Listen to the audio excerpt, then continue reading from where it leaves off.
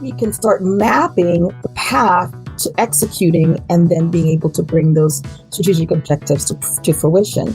So I think, I don't know where this sort of idea came from, where strategy is kind of this really high level, up in the clouds kind of thing.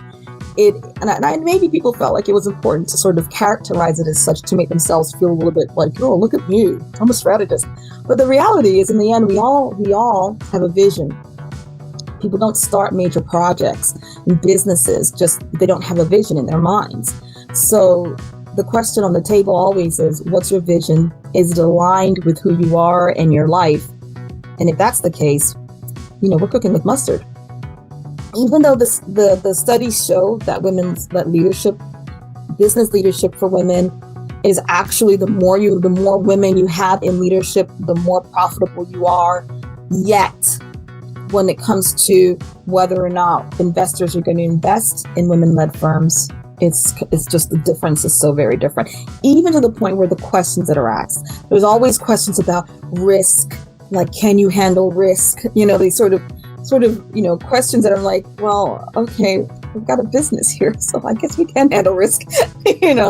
So I do think there is something to be said for people who have the resources to be able to invest in good companies that happen to be led by women are missing out on the opportunity to not only get serious returns, but also it shows it's a real bias that's unfortunately, robbing our countries and our world from whatever it is that these businesses are trying to offer the world.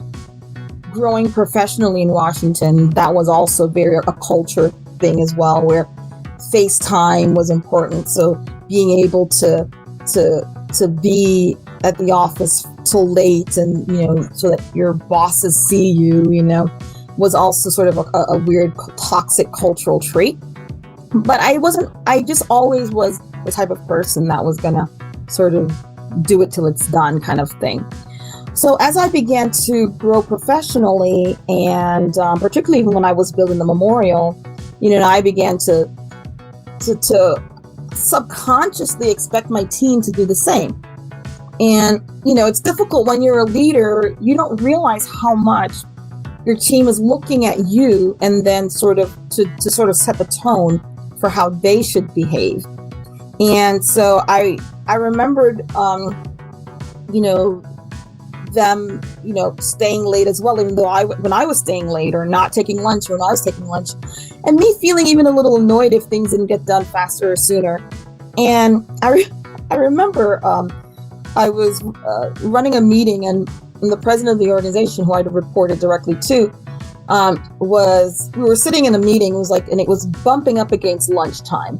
And in my mind, I'm like, well, we just got to keep going, And he turned to me, and it was like about, say, 10 minutes before it was time to end for lunch. And I guess in his mind, he figured we'll just come back after lunch.